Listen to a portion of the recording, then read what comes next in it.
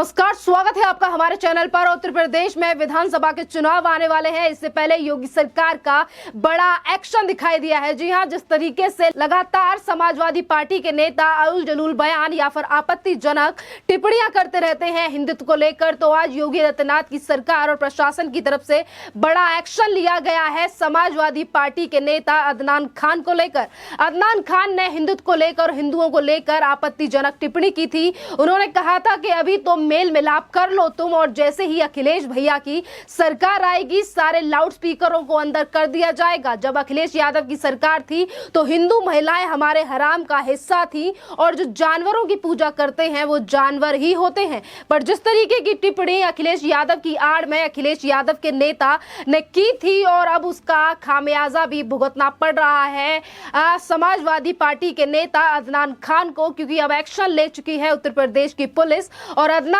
खान को गिरफ्तार कर लिया गया है, एफआईआर दर्ज की गई है। यहाँ पर एक तरफ जिस तरीके से अखिलेश यादव अपने आप को बड़ा हिंदू बताते हैं, योगी आदित्यनाथ को लेकर तमाम बार टिप्पणी करते हैं कि इनसे बड़े हिंदू हम हैं, भाजपाइयों से बड़े हिंदू हम हैं, और अखिलेश यादव की पार्टी के नेता ही इस कदर बयानबाजी करते हैं हिंदुओं को लेकर, लाउड स्पीकर को लेकर जो जिक्र किया गया अदनान खान की तरफ से, जो कि यूथ विंग का लीडर है, अध्यक्ष है समाजवादी पार्टी का अदनान खान, और वो इस तरीके से अपने मन में घृणा रखता है हिंदुओं को लेकर, हिंदुत्व को लेकर, जो कि अब जग जाहिर हो चुका है कि समाजवादी पार्टी का आखिरकार असली चेहरा क्या है। चुनावों की आड़ में या फिर वोटों के लिए जिस तरीके से राजनीति लगातार अखिलेश यादव करते हुए नजर आते हैं, कभी भी बोलते हैं कि सबसे ज्यादा बड़े हिंदू वो हैं, अगर हमारा हिंदुत्व देखना है तो सैफई आके देख लीजिए, और आज उन्हीं की पार्टी के नेता जिस कदर बयानबाजी कर रहे हैं तो अब खामियाजा भुगतना पड़ेगा, क्योंकि एफआईआर दर्ज हो चुकी है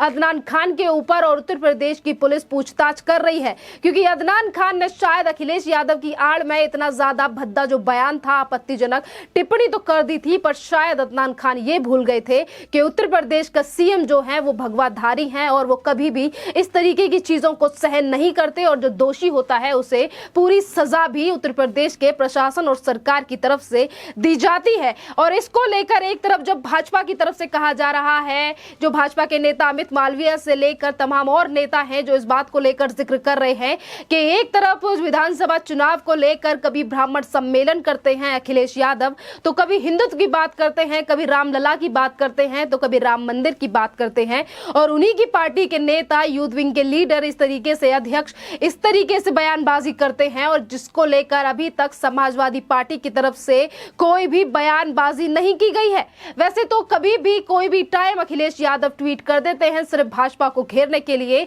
पर आज जब उनके नेता का पर्दाफाश हो रहा है कि किस कदर देश में दंगा फैलाना चाहते हैं, हिंदुओं के खिलाफ जिस तरीके से षड्यंत्र रचा जा रहा है समाजवादी के पार्टी में, और वो अगर चीजें खुलकर आ रही हैं, तो आज अखिलेश यादव कुछ नहीं कह रहे हैं, ना ट्वीट कर रहे हैं, ना कोई बयान इस बात पर दे रहे हैं कि किस तरीके से इनके नेता उत्तर प्रदेश में आगजनी और उत्तर प्रदेश में हिंदुओं के खिलाफ इस तरीके की भावना अपने दिल के अंदर रखते हैं कि जब अखिलेश सरकार आएगी, यानी कि 2022 के विधानसभा चुनाव को लेकर ये टिप्पणी की गई है कि अभी तो आप खुश हो लीजिए, क्योंकि अगर हम कांवड़ यात्रा की भी बात करें तो उत्तर प्रदेश के सीएम योगी आदित्यनाथ की तरफ से कहा गया था कि ये कांवड़ यात्रा है, किसी मरे हुए व्यक्ति की यात्रा नहीं है, तो आप आराम से ढोल बजाइए, नगाड़े बजाइए या फिर म्यूजिक को तेज कीजिए, इससे कोई सरकार को आपत्ति नहीं है। और यही एक बड़ी बात है कि समाजवादी पार्टी की जो बौखलाहट है, नेताओं की बौखलाहट है, वो इसीलिए सामने आ रही है क्योंकि जिस वक्त पे उत्तर प्रदेश में अखिलेश यादव की सरकार थी, अखिलेश यादव मुख्यमंत्री थे, ये वही मुख्यमंत्री थे जो कभी मस्जिदों को लेकर एक्शन तो नहीं लेते थे, पर मंदिरों को लेकर, लाउडस्पीकर को लेकर और कांवड़ यात्रा में जो म्यूजिक या फिर जो गाने बजते हैं उन पर रोक लगाने वाले भी अखिलेश यादव थे। कार सेवकों पर गोली चलाने वाले अखिलेश यादव के पिता आज अगर अखिलेश यादव अपने आप को बड़ा हिंदू बताने का प्रयास करते हैं तो वो सिर्फ एक ढोंग है, इसे जनता भली भांति समझ रही है। चुनावों के लिए सिर्फ राजनीति के लिए हिंदुत्व को अपनाना और किस तरीके से हिंदुओं के एजेंडे को लेकर जो सरकार लगातार प्रयास कर रही है, समाजवादी पार्टी की तरफ से जो पार्टी बार बार पे आने का प्रयास कर रही है, पर अब ये जनता अच्छी तरीके से जानती है कि अभी तो अखिलेश यादव सत्ता में भी नहीं आए हैं, और लोगों की तरफ से जो नेता है वो इस तरीके से बयानबाजी दे रहे हैं कि अखिलेश यादव की सरकार आई तो हिंदुओं के साथ ये कर देंगे, हिंदुओं की महिलाओं के साथ ये कर देंगे, करेंगे, महिलाओं को लेकर आपत्तिजनक टिप्पणी कर रहे हैं, वहां मंदिरों को लेकर भी इस तरीके से टिप्पणी की जा रही है। विधानसभा चुनावों को लेकर अगर हम बात कर रहे हैं, अखिलेश यादव के नेता के ऊपर बड़ी कार्यवाही उत्तर प्रदेश की तरफ से की गई है। तो जब अदनान खान के ऊपर एफआईआर दर्ज की गई तो ये जो अदनान खान है ये मस्जिद में जाकर छुप गया और एफआईआर, क्योंकि इसे डर था कि अब उत्तर प्रदेश में सरकार जिसकी है योगी आदित्यनाथ की है और अब एक्शन तो तगड़ा लिया ही जाएगा, क्योंकि अब अखिलेश भैया सामने नहीं आएंगे बचाने के लिए, क्योंकि ये सब पता था कि अगर दोषी है और इस तरीके की आपत्तिजनक टिप्पणी अदनान खान सोशल मीडिया पर कर रहे हैं तो उसमें कोई भी नेता अब अखिलेश यादव के नेता को नहीं बचा सकता। और यहाँ पर जो मुश्किलें अब बढ़ गई हैं समाजवादी पार्टी और समाजवादी पार्टी के नेता की, क्योंकि जेल में तो डाल ही दिया गया है और प्रशासन की तरफ से, पुलिस प्रशासन की तरफ से यह भी कहा जा रहा है कि अभी जो पूरी जांच है, पूछताछ जारी है कि आखिरकार कौन सी मंशा लेकर अदनान खान की तरफ से ये जो भाषण है ये सोशल मीडिया पर पोस्ट किया गया था, जो बयानबाजी और जिस तरीके से शब्दों का इस्तेमाल किया गया था वो क्यों इस तरीके की मंशा को अपनाकर देश में आगजनी या फिर इस तरीके से लोगों को भड़काने का प्रयास कर रहे हैं। ये बयानबाजी है उत्तर प्रदेश के पुलिस प्रशासन की। और यहीं पर अगर हिंदुत्व को लेकर बात की जाए, क्योंकि योगी सरकार लगातार एक्शन में है, उन लोगों को लेकर उन लोगों पर कार्रवाई कर रही है, चाहे फिर गैंगस्टर, गुंडा माफिया या फिर जिस तरीके से अदनान खान सांप्रदायिकता फैलाने का प्रयास कर रहे थे, ऐसे लोगों को लेकर योगी सरकार सख्त है। इसी को लेकर अगर हम धर्म को लेकर बात करें, राम मंदिर को लेकर बात करें, क्योंकि राम मंदिर को लेकर तो अखिलेश यादव भी कई बार बयानबाजी कर चुके हैं कि वो कैंपेन अयोध्या से शुरू करेंगे, रामलला के मंदिर से शुरू करेंगे और उन्हीं के नेताओं के ऊपर आज इस तरीके से जो कार्रवाई हो रही है उसका बड़ा कारण यही है कि मुंह में राम और बगल में छुरी वाला जो चीजें हैं वो अखिलेश यादव की पार्टी और नेता लगातार कर रहे हैं, सिर्फ और सिर्फ वोट बैंक के लिए। क्योंकि अगर राजनीति अच्छी लगती है अखिलेश यादव के लिए तो वो सिर्फ और सिर्फ तुष्टीकरण की राजनीति करना जानते हैं, सिर्फ एक जो पक्ष है, एक जो धर्म है उसके लिए राजनीति करते हैं। हिंदुओं के लिए, जिन पर राम मंदिर को लेकर जिनके पिताजी ने गोली चलवा दी थी, वो कभी भी हिंदुत्व के लिए नहीं सोच सकते। ये उत्तर प्रदेश की जनता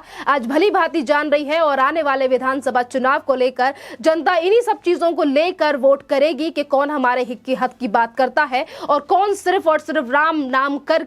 लोगों का विश्वास जीतने का प्रयास करता है, सिर्फ और सिर्फ सत्ता के लिए। राम मंदिर को लेकर हमने बात की तो बात करते हैं, एक तरफ अखिलेश यादव उत्तर प्रदेश के सीएम बनना चाहते हैं तो वहीं दूसरी तरफ दिल्ली में आम आदमी पार्टी के चीफ मिनिस्टर, दिल्ली के बेटे अरविंद केजरीवाल भी उत्तर प्रदेश में अपनी सत्ता जमाना चाहते हैं। और इसका यही एक बड़ा कारण है कि आजकल अखिलेश यादव के साथ साथ अरविंद केजरीवाल भी राम नाम का आलाप रहे हैं। अभी तक राम मंदिर को लेकर जिस तरीके से टिप्पणी और बयानबाजी अखिलेश यादव के साथ साथ, जिस अखिलेश यादव तो अलग है, पर अगर हम बात करें दिल्ली के मुखिया अरविंद केजरीवाल की तो इन्हीं की तरफ से कहा गया था, अपनी नानी का सहारा लेकर अपनी मंशाओं को जिस तरीके से जाहिर किया गया था दिल्ली के सीएम अरविंद केजरीवाल की तरफ से कि जब बाबरी मस्जिद का विध्वंस हुआ था तो मैंने अपनी नानी से पूछा था कि नानी अब तो आप खुश होगे, अब तो हिंदुओं का मंदिर बन जाएगा, रामलला का मंदिर बन जाएगा। तो मेरी नानी ने कहा था कि मेरे रामलला कभी भी ऐसे मंदिर में नहीं बस सकते जहां पर बाबरी मस्जिद को गिराया गया हो। बाबरी मस्जिद का दुख जिस तरीके से अरविंद केजरीवाल को था और उसी दुख को वो अपने नानी के शब्दों को, यानी कि नानी का नाम लेकर जिस तरीके से जाहिर कर रहे थे, यही अरविंद केजरीवाल राम मंदिर को लेकर सवाल उठा रहे थे कि मंदिर को तोड़कर अगर मस्जिद बनाई जा रही है तो वहां पर रामलला नहीं बसेंगे। और यही अरविंद केजरीवाल 2018 में कह रहे थे कि बीजेपी सिर्फ मंदिर मंदिर कहेगी पर मंदिर बनवाएगी नहीं। और यही अरविंद केजरीवाल की वो पार्टी है जिनकी तरफ से लगातार ये प्रयास किया गया कि राम मंदिर ना बनाया जाए बल्कि राम मंदिर की जगह पर अस्पताल, हॉस्पिटल या फिर हॉस्टल बनाया जाए। दिल्ली में कितने ज्यादा हॉस्पिटल और कॉलेज बनवा चुके हैं अरविंद केजरीवाल, ये दिल्ली की जनता भी भली भांति जानती है। पर सिर्फ और सिर्फ राजनीति और उत्तर प्रदेश में सत्ता हासिल करने के लिए जिस तरीके से लगातार हिंदुओं की भावनाओं को ठेस पहुंचाने वाले नेता आज हिंदुत्व की बात कर रहे हैं, ये जनता भली भांति समझ रही है। चांदनी चौक में हनुमान मंदिर को तुड़वाने वाले अरविंद केजरीवाल आज राम मंदिर को लेकर ट्वीट कर रहे हैं सिर्फ इसीलिए, और मनीष सिसोदिया 26 तारीख को अयोध्या जाने की बात कर रहे हैं सिर्फ इसीलिए क्योंकि उत्तर प्रदेश में 2022 में विधानसभा के चुनाव है और हिंदुत्व को लेकर राजनीति इसीलिए की जा रही है क्योंकि कड़े टक्कर में खड़े हैं योगी आदित्यनाथ, जो कि एक भगवाधारी चीफ मिनिस्टर हैं और वो हर वर्ग के लिए पूरा काम कर रहे हैं उत्तर प्रदेश में। पर जो सत्ताधारी पार्टियां अलग प्रदेशों में हैं और वो जो अपनी पार्टियां बनाना चाहती हैं, उत्तर प्रदेश में सत्ता हासिल करना चाहती हैं, चाहे फिर वो कांग्रेस हो जो जनेऊधारी, चाहे फिर वो कांग्रेस की तरफ से प्रियंका वाड्रा हो जो जनेऊधारी करके गंगा में स्नान कर रही हैं, या फिर अरविंद केजरीवाल जो कि राम मंदिर की तारीफ कर रहे हैं, या फिर हो अखिलेश यादव जिनके पिताजी ने कार सेवकों पर गोली चलवाई और उनके नेता इस तरीके से बयानबाजी कर रहे हैं। ये सिर्फ और सिर्फ धर्म को आगे कर सत्ता हासिल करना चाहते हैं। पर आज देश की जनता की आंखें खुली हुई हैं और 2000 विधानसभा के चुनावों में लोग अपनी आंखों को खोलकर ही मतदान करेंगे। इस तरीके से गिरगिट की तरह रंग बदलने वाले नेताओं पर आज देश की जनता विश्वास नहीं करती। और जिस तरीके से ये जो सत्ताधारी पार्टी है हिंदुत्व को लेकर बयानबाजी और टिप्पणियां आज कर रही हैं, राम मंदिर को लेकर, इस पर आप सबकी क्या राय है, आप हमें कमेंट करके जरूर बताएं। इस तरीके की और भी ज्यादा अपडेट्स के लिए बने रहिए आप हमारे चैनल के साथ। धन्यवाद।